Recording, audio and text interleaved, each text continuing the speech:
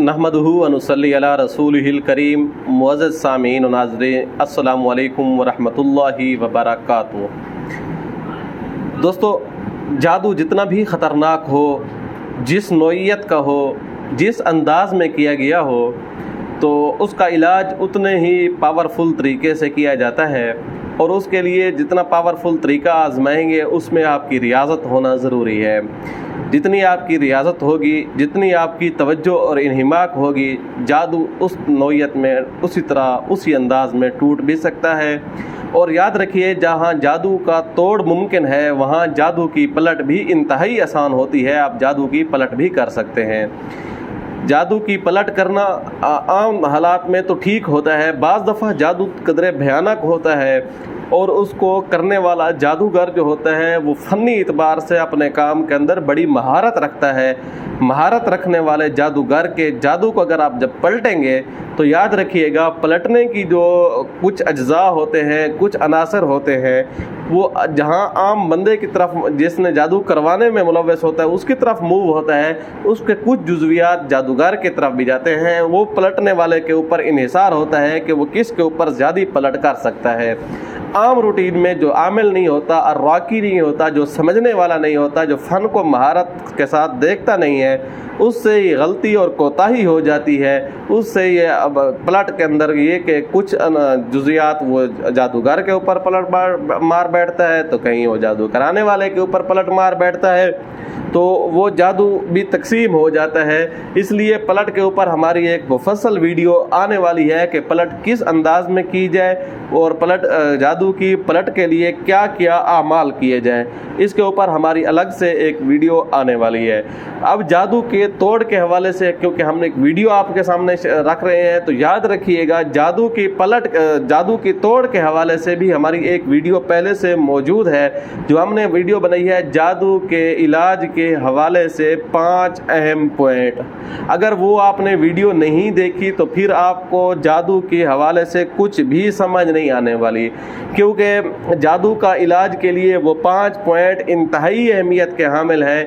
इन 5 points के अलावा जादू का इलाज मुमकिन ही नहीं है। चाहे वो रूहानी आमिल है, अर्राकी है, अमलियात को समझने वाला है, बड़े से बड़े दावे करने वाला है, अगर वो उन 5 पॉइंट्स को मलहूज़ खातिर नहीं रखता, उन 5 पॉइंट्स के ऊपर वो पूरा नहीं उतरता, तो मुमकिन ही नहीं, सवाल ही पैदा नहीं होता कि वो आपका इलाज कर सके या किसी आमिल का या किसी मरीज़ का इलाज कर सके।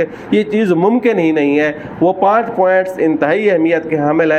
उन 5 पॉइंट्स के ऊपर हमने एक मुस्तकिल वीडियो बनाई है, आप ज़रूर देखें। आपको पता चल जाएगा कि कौन सा आमिल ऐसा है जो आपका इलाज इन 5 पॉइंट्स के ज़रिए कर रहा है और आपको सही मानों में फ़ायदा पहुंचा रहा है। अगर वो 5 पॉइंट्स के ऊपर वो पूरा नहीं उतर रहा तो आपको धोखा दे रहा है, या उसको समझ नहीं है, या उसकी फ़नी गलतियां हैं, इसलिए आप उसके पास से इलाज हरगिज़ ना करवाएं। ये 5 पॉइंट्स आप ये वीडियो ज़रूर देखें, आपको पता चल जाएगा।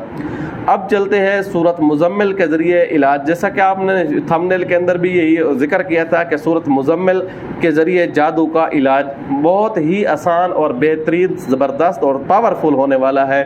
वो कैसे है? सूरत मुज़म्मिल की असल तो है रियाज़त। जिसने रियाज़त की हुई है, इसका 82 दिन का हमारा एक अमल होता है, वो हम करवाते हैं आम रूटीन में।